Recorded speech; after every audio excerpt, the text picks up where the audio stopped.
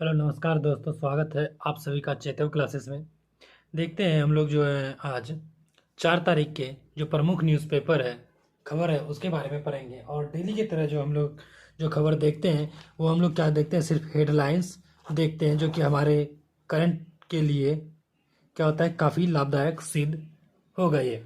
आप जो भी करंट अफेयर्स क्वेश्चन बनते हैं, कई सारे कोचिंग जो भी है, वे सभी आखिर करंट अफेयर्स लाते कहाँ हैं? तो आखिर इन्हीं न्यूज़पेपर से, न्यूज़ से ही लाते हैं।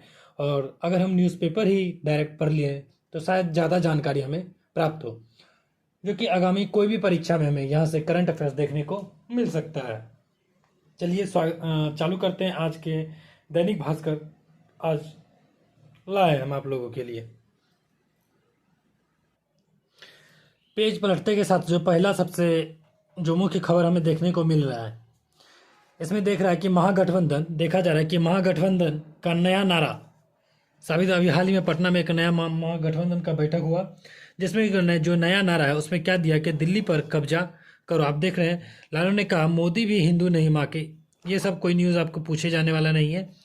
चलिए यहाँ पे देखते हैं कि आज का दिन में जो कुछ खास क्या दिया गया 4 तारीख के बारे में। 4 तारीख के बारे में दिया गया है ये 1961 देश का पहला विमानवाहक पोत आईएनएस विक्रांत आज ही यानी कि 4 तारीख को, 4 मार्च को, कितना 4 मार्च को ही नौसेना में शामिल हुआ था। 4 मार्च को कौन नौसेना में शामिल हुआ था? आज के दिन ही आईएनएस विक्रांत शामिल हुआ था, जिसे इसका 1971 के पाक युद्ध में बड़ा योगदान था। जब पाकिस्तान के साथ हमारा युद्ध हुआ था 1971 में, काफ़ी योगदान रहा था। ये जो 1971 में पाकिस्तान से जो कैसे युद्ध हुआ था, जो बांग्लादेश है, जो भारत के नक्शा पे हम लोग देखते हैं,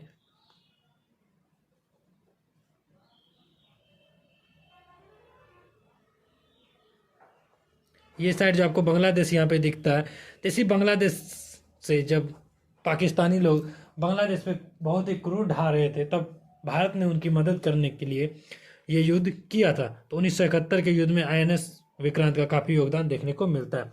चलिए जो कुछ खास है हम सिर्फ उसी पे नज़र डालेंगे। अगला देखते हैं क्या है। जो इसी पेपर में आज का कुछ खास न्यूज़ दिया गया कि फ्लिपकार्ट अब यूपीआई पैसे ट्रांसफ़र कर सकेगी। क्या होगा कि अभी हाल ही में पेटीएम का जो यूपीआई है इसे बंद कर दिया गया, पेटीएम पेमेंट बैंक को, और 15 तारीख को इसे पूरी तरीके से स्थगित कर दिया जाएगा। इसमें क्या क्या कहा गया है कि नहीं, फिलहाल जो है एंड्रॉयड में ये काम करेगा। जो फ्लिपकार्ट है, इसका जो यूपीआई ट्रांसफ़र है ये अभी प्रेजेंट में सिर्फ एंड्रॉयड में यहाँ पे दिया गया है कि एंड्रॉयड यूजर्स के लिए ही काम करेगी। और इसी में कहा गया है कि प्रेजेंट में बेनिफिट जो है इसका super coins, cashback, milestone benefits और ब्रांड वाउचर भी ये व्यवस्था दे रही है। वहीं कंपनी ने इसके एक्सिस बैंक से टर्नशिप किया है, सॉरी टर्नशिप नहीं, पार्टनरशिप, टर्नशिप नहीं पार्टनरशिप किया है। कौन? जो फ्लिपकार्ट है किसके साथ पार्टनर किया है? एक्सिस बैंक के साथ पार्टनरशिप किया है। याद रखिएगा, फ्लिपकार्ट यहाँ लिखते हैं FLIPCART, किसके साथ किया है? AXIS, एक्सिस बैंक के साथ क्या किया है? समझौता किया है। वहीं अभी विकसित भारत 2047 पर 100 दिन के एजेंडा को लाया गया है कि 100 दिन के अंतर्गत क्या क्या कार्य किए जाएंगे। ये भाजपा सरकार द्वारा लाया गया एजेंडा है। ये जो न्यूज़ है ये बिहार स्पेशल के लिए, बिहार लोग वासियों के लिए कुछ ज़्यादा इंपॉर्टेंट न्यूज़ है ये जो वर्तमान में हम देख रहे हैं कि बिहार सरकार द्वारा पर्यावरण, वन एवं जलवायु परिवर्तन के विभाग के लिए ये लाया गया है। इसके अंतर्गत जो है, जो मुख्यमंत्री नीतीश कुमार किसका किसका जीर्णोद्धार कर रहे हैं वो देखते हैं। अभी हाल ही में जल जीवन हरियाली हरियाली मिशन के तहत ये किया गया है। कैसे होगा जल जीवन हरियाली? फ्रेंड्स, हम लोग सभी इस न्यूज में ये देखेंगे कि भौम जल स्तर के बारे में भी इसमें कुछ जानकारी दी गई है कि जो बिहार है, बिहार में लोग कहते हैं कि इतने सारे नदियां बहती है, फिर भौम जल कैसे प्रॉब्लम हो सकता है? सबसे पहले भौम जल होता क्या है? भौम जल जो होता है कि मिट्टियों के अंदर रिस रिस के पानी का अंदर जाना और वहाँ पे एक जमा होना, भौम जल कहलाता है। हम लोग क्या कर रहे हैं कि सभी पानी को यहाँ से दोहन कर रहे हैं, हर एक प्रकार से निकाल रहे हैं। बिहार ही नहीं, पूरे भारत, पूरे विश्व में भौम जल का काफ़ी संकट छा रहा है वर्तमान में। जब हरित क्रांति आया था तभी हरित क्रांति में भौम जल काफ़ी ज़्यादा विनाश हुआ, क्योंकि उस समय जो था कि ज़्यादातर पानी का यूज किया जाता था और जब खेतों में हम लोग यूरिया पोटास इसका ज़्यादा यूज करते हैं, वो क्या होता है कि हमारे मिट्टी में जाके मिलता है और धीरे धीरे पानी में रिस करके नीचे चला जाता है और वो पानी में मिल जाता है, जो कि हमें वो पानी फिर पीने लायक नहीं रह जाता है। तो इसलिए बिहार में भी भौम जल संकट है, क्योंकि देखिए बिहार में जब भौम जल संकट से उभरने के लिए बात कही गई तो यहाँ क्या लगाया गया, यूकेलिप्टस पेड़ लगा दिया है। पेड़ लगाने की बात कही गई ताकि ज़्यादा पेड़ लगाएंगे तो ज़्यादा हो सके तो पानी की बहाव जो कम होगा, वो सुरक्षित रहेगा। लेकिन क्या हो गया कि यूकेलिप्टस लोग हर बार में यूकेलिप्टस पेड़ तो लगा दिए, ज़्यादातर यूकेलिप्टस पॉपुलर इस प्रकार के पेड़ को लगाया, जिसके कारण से देखते हैं जो यूकेलिप्टस होता है 100 मीटर के जो रेंज में होता है, जो लगभग एरिया का पानी को ये सोख लेता है, जो कि इस भौम जल स्तर को और घटाने की जगह यह क्या क्या बढ़ा दिया। चलिए देखते हैं कि क्या बात है, पूरी खबर को देखते हैं। हाल ही में बिहार के मुख्यमंत्री नीतीश कुमार द्वारा ये किया गया बिहार का जलवायु सम्मेलन और प्रदर्शन तथा राष्ट्रीय डॉल्फिन केंद्र पटना का उद्घाटन किया गया। कहाँ डॉल्फिन केंद्र का नया डॉल्फिन केंद्र कहाँ पे खुला है, पटना में। वहीं मुंगेर वानिकी महाविद्यालय और बिहार वानिकी महाविद्यालय एवं शोध संस्थान के रूप में इसका भी उन्नयन किया गया। इसकी इन सभी की जो लागत है लगभग 108 करोड़ 33 लाख रुपये करोड़ की लागत है। इसकी सहायता से किस किस चीज़ का निर्माण करने के शिलान्यास किया गया, पार्क, इको टूरिज्म, भूजल संरक्षण, आधारभूत संचालन, इसके विकास के बारे में बात कही गई है। भूजल संरक्षण के लिए एक केंद्रीय भूजल बोर्ड बनाया गया था। एक केंद्रीय भूजल बोर्ड बनाया था, कब बनाया गया था, 1970 में केंद्रीय भूजल बोर्ड बनाया गया था। ये जो CGWB इसका फुल फॉर्म क्या होगा, आप आराम से पूछ सकते हैं। CGWB का फुल फॉर्म क्या होगा, बताइए क्या हो सकता है। सेंट्रल CGWB की क्या होगा, central ground water board. Central ground water board इसकी जो स्थापना 1970 में की गई थी। ये जो क्यों बनाया गया था, ये एक्सप्लोरेटरी और ट्यूबवेल जैसे ऑर्गेनाइजेशन का नाम बदल करके इसका नाम रखा गया था। वर्ष 1972 में ही इसकी जो है भारतीय भूवैज्ञानिक सर्वेक्षण GSI की भूल जल शाखा के साथ कर दिया गया था इसकी स्थापना।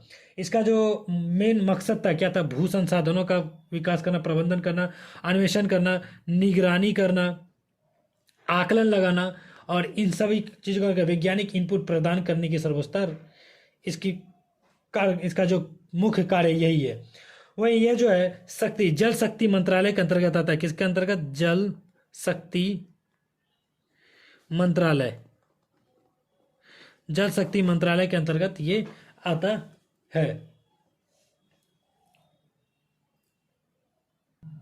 वही भूजल को बचाने के लिए कई प्रकार की अलग अलग योजनाएं भी चलाई जा रही है, जैसे कि अटल भूजल योजना। अटल भूजल योजना ये लगभग 2020 से लाई गई है। वहीं इसी के खिलाफ जो भौम जल से रिलेटेड है, एक मिहिर शाह समिति का गठन किया गया। कौन सा समिति,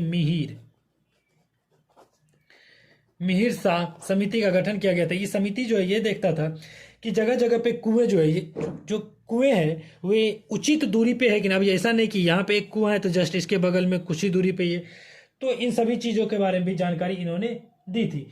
इन्हीं की सिफारिश पर CGWB का पुनर्गठन किया गया था। यानी कि ये जो मिहिर शाह समिति थी यही जो है CGWB समिति को गठन करने के बारे में बात कही थी। चलिए आगे देखते हैं और इसमें क्या क्या बात मुख्य दिया गया है। इस शुभ अवसर पर कौन कौन आते, श्री सम्राट चौधरी जो बिहार के जो उप मुख्यमंत्री है, और विजय कुमार सिन्हा ये भी क्या है, बिहार के उप मुख्यमंत्री है, और डॉक्टर प्रेम कुमार माननीय मंत्री पर्यावरण वन एवं जलवायु परिवर्तन विभाग बिहार के, ये सभी स्थित थे। चलिए अगला पेज पे देखते हैं हम लोग कुछ खास क्या है। फ्रेंड्स ये जो न्यूज है आपको बिहार PCS BPSC के लिए कुछ खास अच्छे रहेगा। और अभी हाल ही में जो वर्तमान में जो आने वाले जो भी बिहार से रिलेटेड एग्जाम है उन सबको लेकर के ये एक इम्पोर्टेंट न्यूज़ आपके लिए हो सकता है कि अभी क्वेश्चन बन सकता है कि अभी हाल ही में बिहार में किस जगह पे डॉल्फिन केंद्र का उद्घाटन किया गया, तो उसका आंसर हो जाएगा पटना। और आपको ये BPSC सब के एग्जाम में आपको भूजल से रिलेटेड क्वेश्चन मिल सकता है कि बिहार में भूजल से रिलेटेड भूजल की स्थिति को दर्शाएं। और ये भी आ सकता है आगे जो यहाँ पे दिया गया खान पान, खाने पीने से रिलेटेड बात कही गई है। इसमें 10 साल में कहा गया है कि अनाज व चीनी के खाना को घटाया गया, वहीं फल दूध बढ़ाया गया है। इसी के अंतर्गत देखते हैं जो अनाज है, वस्तु 2011-12 से 22-23 के बारे में दिया गया। अनाज में 10.75% से 4.91% वर्तमान में। दाल, ये जो है वृद्धि क्या दी है, औसत मासिक खर्च के बारे में। लोग जो है अनाज 2011-12 में 10.75% खर्च करता था, तो वहीं 2022-23 में 4.91 खर्च कर रहा है। दाल 2.90 खर्च करता था, अब 2.01 कर रहा है। चीनी, नमक इत्यादि ये सभी आप लोग आराम से देख सकते हैं, कुछ खास ज़्यादा है नहीं कोई इसमें मैं ज़्यादा इसके बारे में कोई वीडियो बना सकूं या फिर आप लोगों को गुमराह कर सकूं। चलिए आगे देखते हैं किसमें जो खास बात है वो देखते हैं हम क्या है।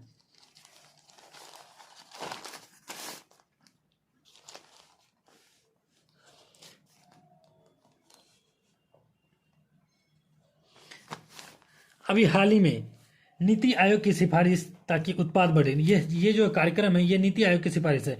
इनका जो सिफारिश है, सरकार को एमएसपी पर खुली खरीद की नीति पर पुनर्विचार करना चाहिए। यानी कि नीति आयोग का जो मानना है कि ये सरकार को जो है एमएसपी पे जो खुला खरीद है इस पे एक विचार करना चाहिए। वहीं खाद्य तेलों की खपत घटाने की जरूरत है, क्योंकि 60% आयात करते हैं। जो हम लोग खाद्य तेल है ये कहाँ करते हैं, 60% दूसरे देशों से क्या करते हैं, आयात करते हैं, दूसरे देशों से लाते हैं। और अगर हम दूसरे देशों से लाएंगे तो हमारा विदेशी विनिमय भी पैसा भी घटेगा, जिसके कारण से नीति आयोग का जो ये विचार आया है कि इसमें थोड़ा सा कम खपत किया जाए। वहीं चावल, गेहूं की जगह मोटे अनाज, दलहन, तिलहन की खेती को बढ़ावा दिया जाए। आप जानते हैं कि भारत में मोटे अनाज की खेती बहुत ही अच्छी होती है, इसलिए इनका कहना है कि हम क्या करें, चावल, गेहूं इनकी जगह पे जो है हम लोग मोटे अनाज को क्या करें, ज़्यादा खेती करें। वहीं अमेरिका के राष्ट्रपति पद के दावेदार के लिए अभी वहाँ की जो हमारे भारतीय मूल की एक बेटी है जिनकी नाम है निक्की हेली, इन्होंने कहा है कि अगर मैं अमेरिका की राष्ट्रपति पद पे चुनाव जीतती हूँ तो आने वाले समय में मैं भारत के साथ अपना जो संबंध है उसे, अमेरिका का जो संबंध है उसे सही करूंगी और ज़्यादा मजबूत करने की कोशिश करूंगी। इन्होंने कहा कि भारत जो है परोपकार के कामों में ही भारतीय सबसे आगे है, परोपकार के कामों में भारतीय क्या सबसे आगे है। वहीं राष्ट्रपति बनने के साथ भारत के संबंधों को नई ऊंचाई पे ले जाऊंगी। इन्होंने कहा है कि अगर हमें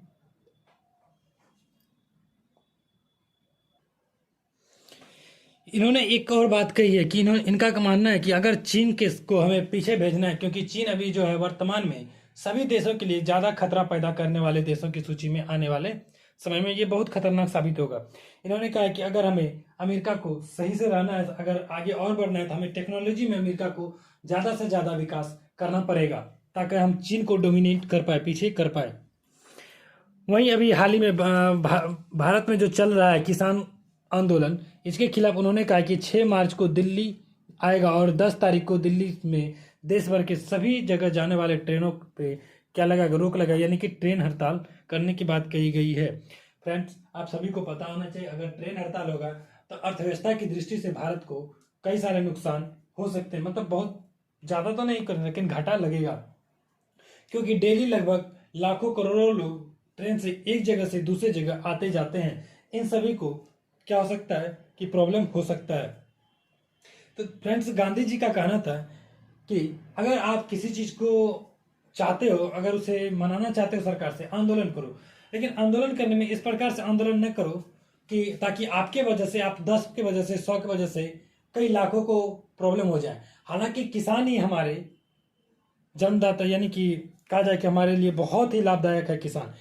सरकार से आवेदन है ये भी कि वे किसान बिल के बारे में बैठ के अच्छे से किसान से बात करें और दोनों सरकार और जनता के लिए जो किसान खड़े हैं, जो सभी रोजगारों बेरोजगारों सभी का पेट भरने के लिए अपने खेतों में बहुत सारा मेहनत करते हैं, इनकी भी बात सुनी जाए।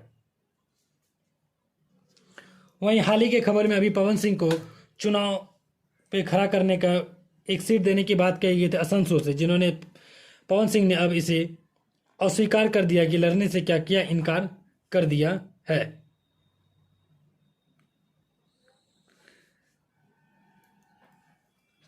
वहीं अभी वर्तमान में जो है बिहार में शिक्षा विभाग से रिलेटेड कई सारे बदलाव किए जा रहे हैं और साथ साथ जो के पाठक जी हैं वे भी बहुत कई सारे योजनाएं को ला रहे हैं और अभी देख रहे हैं कि कि बिहार में बीपीएससी के तहत शिक्षकों की भर्ती ली जा रही है, जो काफ़ी मात्रा में शिक्षक इसके और देख रहे हैं, मुड़ रहे हैं, और काफ़ी अच्छे से इसका एग्जाम भी लिया जा रहा है, जो कि आने वाले भविष्य में बिहार के बच्चों के लिए एक उच्चतम शिक्षा का प्रबंध करेगा।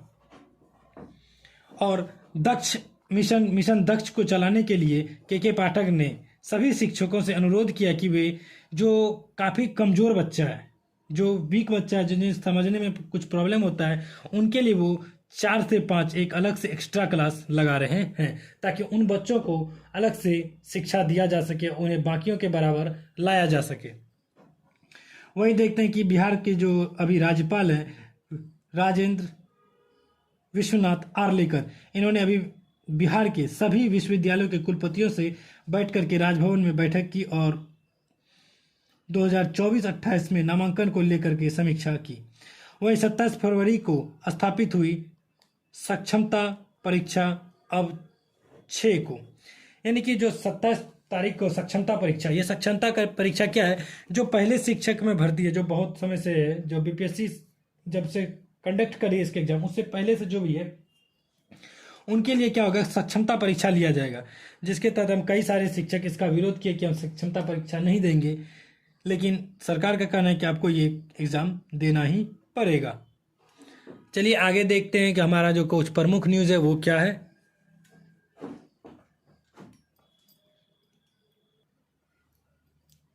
ये जो आपके लिए एक इंटरनेशनल न्यूज़ के तौर पे अंतर्राष्ट्रीय न्यूज़ से रिलेटेड है। इसमें कोस्टा रिका की संस्कृति बना है पॉजिटिव शब्द, एक पॉजिटिव शब्द है जिसका नाम है पूरा विदा, जिसका नाम क्या है कि पूरा विदा है। यहाँ देखिए ये क्या, पूरा विदा शब्द लिखा जाएगा। क्या होगा कि अमेरिका में देश के कोस्टा रिका तो मुमकिन है कि जाए, तो मुमकिन है कि वहाँ जगह जगह पूरा विदा लिखा हुआ शब्द मिले। अगर कोई कोस्टा रिका जाता है, अगर हम लोग भी कभी जाते हैं, तो वहाँ पे ज़्यादा से ज़्यादा देखा जा रहा है कभी एक शब्द जो पूरा विदा है, क्या है, पूरा विदा, ये शब्द वहाँ पे जगह जगह पे हमें देखने को मिल सकता है।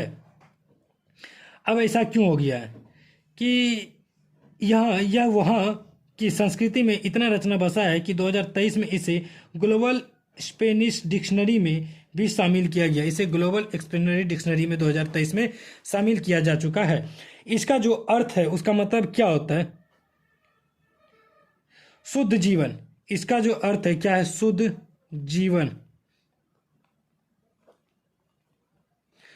पूरा विदा का जो अर्थ है शुद्ध जीवन है। लेकिन वहीं कोस्टा रिका में इसे सकारात्मकता के साथ जीवन जीने का एक अच्छा तरीका माना गया, यानी कि पूरा विदा सकारात्मक के साथ, सकारात्मकता विचार के साथ जीवन जीने के बारे में बात कही गई है।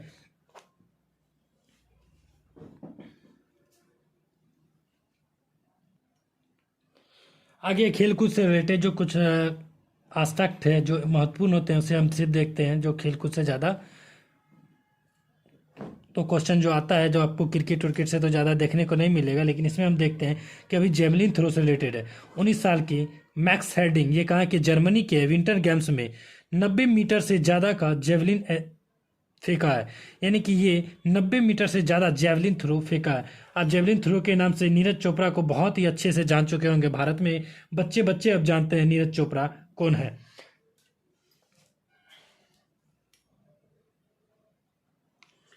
हम लोग अब सबसे आखिरी पेज पे आ गए हैं। इस पे देखते हैं कुछ खास क्या दिया गया है।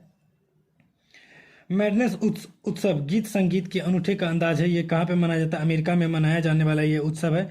वही देखते हैं कि अभी हाल ही में वर्तमान में जस्ट टाटा कंपनी का, जो जमशेदजी टाटा कंपनी है, 150वीं जयंती मनाया गया। इसकी जो स्थापना है 1868 में 21,000 रुपये से खुद का व्यवसाय शुरू किया गया था। इसकी स्थापना 21,000 रुपये से किया गया था। कब किया गया था, 1868 में। कब किया, यहाँ देख सकते हैं आप, 1868 में किया गया था। यह कहाँ पे स्थित है, झारखंड के जमशेदपुर नगर में यह स्थित है। वहीं देखते हैं कि एक और जो है मुख्य न्यूज़, एक संस्कृति के तौर पे भारतीय संस्कृति है ये, मछली उत्सव। असम के बोकोबिल उत्सव में 183 गांवों के लोगों ने मछली पकड़ने जाल के साथ उतरे, मछली पकड़ने के लिए जाल के साथ उतरे। ये एक उत्सव के तौर पे मनाया जाता है, असम में मनाया जाता है। देख सकते हैं असम के कामरूप जिले के बोकोबिल में बोको बिल में सदियों पुरानी परंपरा, परंपरा का नाम ही है बोको बिल। इसमें 183 गांव के लोग लगभग मछली पकड़ने के लिए नीचे उतरे थे। वहीं देखते हैं कि इसमें ब्राजील, दुनिया का सबसे छोटा नाखून के आकार का मेढक ब्राजील में एक खोजा गया है। देखते हैं कि इसमें क्या बात है। वैज्ञानिक ने इसका जो नाम दिया गया है शेफालक्स पुलेक्स प्रजाति के मेढक की खोज की है, और यह इंसान के अंगूठे की नाखून से भी छोटा, लगभग 7 से 8 सेंटीमीटर के बीच की इसकी लंबाई है। वहीं अभी जो वर्तमान में देखा जाए ऑर्थराइट्स, ये लगभग बूढ़े वृद्ध अवस्था में होने वाली बीमारी है ऑर्थराइटिस। लेकिन अभी जो ये देखा जा रहा है छोटे छोटे बच्चों 15, 14, 16, 17 साल के बच्चों में भी इसकी बीमारी देखने को मिल रही है। ऑर्थराइट्स को जुवेनाइल इडियोपैथिक ऑर्थराइट्स कहते हैं। यह 16 साल तक के बच्चों को हर 1000 में से एक बच्चा को होता है। लगभग 15,000 बच्चे में से एक को होता है। जीआई से पीड़ित लगभग 15,000 बच्चे क्या है, जीआई से पीड़ित है, यानी कि 16,000 बच्चों में किसी न किसी एक को ये बीमारी होता ही है। वहीं इसमें जो प्रॉब्लम है, बच्चों के हाथ में, पैर में, घुटने, टखने, कोहनी इत्यादि में क्या होता है कि जोड़ों में दर्द उठता है। जैसे कि ये देखिए हाथ हो गया, ये क्या जड़ हो गया, तो यहाँ पे ये जो जोड़ है इस पर जो क्या होता है, दर्द उठता है। और इसका जो निवारण है कैसा हो सकता है, एक्सरसाइज करने से। अगर डेली एक्सरसाइज किया जाए तो ये प्रॉब्लम ठीक किया जा सकता है। वहीं देखते हैं कि हांगकांग हॉर्सशू क्रैब पर ट्रैकिंग डिवाइस लगा। अब ये है क्या, मतलब पूरा खबर पढ़ते हैं। हांगकांग की तुंगचुंग खाड़ी में हॉर्सशू क्रैब पर ट्रैकिंग डिवाइस लगाया गया। ये जो दुर्लभ प्रजाति के एक केकरे कुछ ही बचे। ये जो एक केकरा है, ये जो कुछ ही इसकी संख्या बचा हुआ है, ये एक दुर्लभ प्रजाति है, जिसके कारण इस पर क्या लगा गया, ट्रैकिंग डिवाइस लगा गया, ताकि इसका संरक्षण, कंजर्वेशन किया जा सके, इन्हें खतरों से बचाया जा सके। वहीं देखते हैं कभी हाल ही में ये देखने से भी, सुनने से भी आपको अजीब लगेगा, कहा गया है कि अब जो दाह संस्कार है, अब पानियों के थ्रू दाह संस्कार किया जाएगा। अभी तक वर्तमान में जो पूरे देश में 2 प्रकार से दाह संस्कार किया जाता था, एक शरीर को मिट्टी में दफन करके, दूसरा उसे जला करके। दोनों ही मामलों में खतरनाक साबित होता था, क्योंकि अगर दफन करते हैं वहाँ आसपास बदबू फैलाता था, मिट्टी को प्रॉब्लम करता था। वहीं अगर जलाते हैं तो पर्यावरण में कार्बन डाइऑक्साइड प्रदूषण की मात्रा को बढ़ाता था। अब यह दाह संस्कार को बोला गया कि अब हम जल के थ्रू इस दाह संस्कार को करेंगे, जो कि इको फ्रेंडली होगा।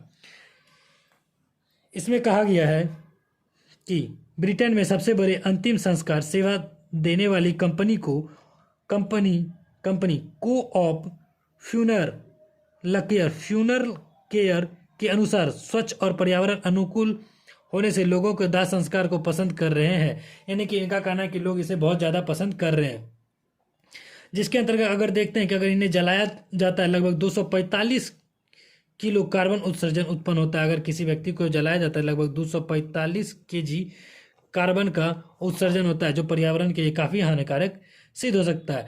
इतने कार्बन में तो हम लोग लगभग 29 से 30 हज़ार बार, देखिए 29 दिया गया, वही 28-29 मोबाइल अपने चार्ज कर सकते हैं। वही देखते हैं कि अमेरिका, कनाडा और दक्षिण अफ्रीका में पहले ऐसा हो रहा है। यानी कि ऐसा चीज़ कहाँ कहाँ हो रहा है, अमेरिका, कनाडा, दक्षिण अफ्रीका में ऐसा हो रहा है। वहीं बेल्जियम और नीदरलैंड इसे शुरू करने जा रहा है। अब दक्षिण अफ्रीका के रंगभेद विरोध नेता डेसमंड टूटू का 2021 में मृत्यु हुआ था। ये आप याद कर लीजिएगा, क्योंकि ये इंपॉर्टेंट है। क्या है कि डेसमंड टूटू ये कहाँ, दक्षिण अफ्रीका के विरोधी नेता है, जिसकी मृत्यु 2021 में हो गई थी, और इनका जल्द संस्कार किया गया था। ये पहले व्यक्ति थे लगभग। वहीं ब्रिटेन में 89% लोग ने रिजोमेशन शब्द सुना। पहली बार रिजोमेशन शब्द का मतलब हो रहा है कि पानी के थ्रू दाह संस्कार। देखते हैं इसमें क्या क्या प्रोसेस है, आप थोड़ा सुनिए इसे कि क्या क्या प्रोसेस है। इसके अंतर्गत जो है एक्वामेशन, रोजोमेशन और अल्कालाइन हाइड्रोलिसिस के नाम से भी जाना जाता है। और इस तकनीक की सेवा को पानी की क्षारीय घोल से भरे स्टील के बर्तन में रखा जाता है, और फिर इसे गर्म किया जाता है। गर्म करने के बाद इसे मांस के ऊपर रासायनिक घटकों एमिनो एसिड, कौन सा एमिनो एसिड, पेप्टाइड्स, शर्करा और नमक में बदल जाता है, यानी कि जब इसे बहुत ज़्यादा गर्म कर दिया जाता है इतने सारे केमिकल के साथ और शरीर पे डाला जाता है, तो वो शरीर क्या होता है कि अमीनो एसिड, पेप्टाइड, शर्करा और नमक के रूप में बदल जाता है। फिर इसके जो हड्डी होते हैं इसे चूर करके, पूरा चकनाचूर करके परिवार को एक कलश में भर करके दे दिया जाता है। इस प्रकार से ये पूरा प्रोसेस संपन्न होता है, जो कि देख के लग रहा है काफ़ी डरावना है। वहीं अभी छत्तीसगढ़ के एक मामले में सुनो पता चला है कि कर्क रेखा से रिलेटेड ये है। कहा गया छत्तीसगढ़ के कर्क रेखा बताने जो पहले हमें अभी तक पता था वो अभी जाकर के क्या झूठा साबित हुआ है कि जहाँ से बताया गया वहाँ से नहीं गुजरता, लगभग वहाँ से 28 किलोमीटर दूर गुजरता है।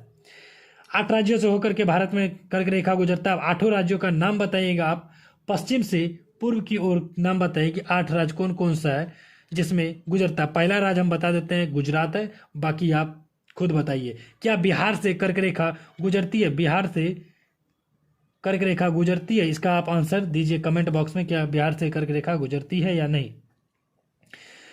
कहा गया कि 8 राज्यों से और मानक समय रेखा 5 राज्यों से गुजरती है। ठीक है, मानक समय रेखा कितने राज्यों से गुजरती है? 5 राज्यों से गुजरती है। आप ये भी कमेंट बॉक्स में बताएं कि भारत के जो मानक रेखा 5 राज्यों से गुजरते हैं वो 5 राज्यों का नाम आप कमेंट बॉक्स में लिख के जरूर सेंड करें हमें, कि ताकि हमें भी पता चले कि आप लोगों को ये सब अच्छे से पता है कि भारत के वो कौन से राज्य है जहाँ से मानक समय रेखा गुजरता है, और 5 राज्य हैं। सही है, चलिए आगे देखते हैं कि सूरजपुर जिले की महानदी के तट पर भैंसा मुंडा गांव, कौन सा गांव? भैंसा मुंडा गांव, भैंसा मुंडा गांव है। ठीक है, में ये दोनों रेखाएं एक दूसरे को काटती थी, कर्क रेखा और मानक समय रेखा। ये जो काटता था उसका नाम क्या बोला गया है कि भैंसा मुंडा गांव में ये दोनों रेखा एक दूसरे को काटती है। छत्तीसगढ़ सरकार वहाँ पे बोर्ड भी लगा के रखी थी कि यहाँ से कर्क रेखा गुजरती है। जो अभी हाल ही में वहाँ पे जब सर्वेक्षण करने के लिए गया तो जो झूठा साबित हुआ कि यहाँ से ऐसा कुछ गुजरता नहीं है, बल्कि यहाँ से 28 किलोमीटर दूर। ऐसा कब पता चला कि 28 फरवरी को जब एक वैज्ञानिक दल वहाँ पे गए इसकी खोजने के लिए, डिफरेंट ग्लोबल पोजिशनिंग सिस्टम से रेखा को खोजा गया, तो वहाँ 28 किलोमीटर दूर मायापुर गांव में कहाँ मिला? मायापुर गांव में। इसे आप याद जरूर करिएगा, मायापुर कहाँ पे मिला? मायापुर गांव में मिली है कर्क रेखा और मानक रेखा का कटान। क्या मायापुर गांव में क्या मिल रहा है? याद रखिएगा, कर्क रेखा मानक कटान मिला। वहीं पहले क्या पता था? भैंसा मुंडा गांव में पहले जो था भैंसा मुंडा गांव, लेकिन वर्तमान में जो इसके बारे में पता चला है वो कहाँ है? मायापुर गांव। कहाँ पे? मायापुर गांव, छत्तीसगढ़ में, जहाँ पे कर्क रेखा और महाभारत का मानक समय रेखा एक दूसरे को काटती है। कटान बिंदु कोरिया जिले का सोनहत गांव में मिली है। कहाँ पे? किलोमीटर दूर मरियम गांव में मिली। वहीं कर्क रेखा और मानक रेखा, ठीक है, कर्क रेखा और मानक रेखा कहाँ पे मिला? सोनहत गांव में। गांव का नाम पूछे तो क्या बताइएगा? सोनहत गांव।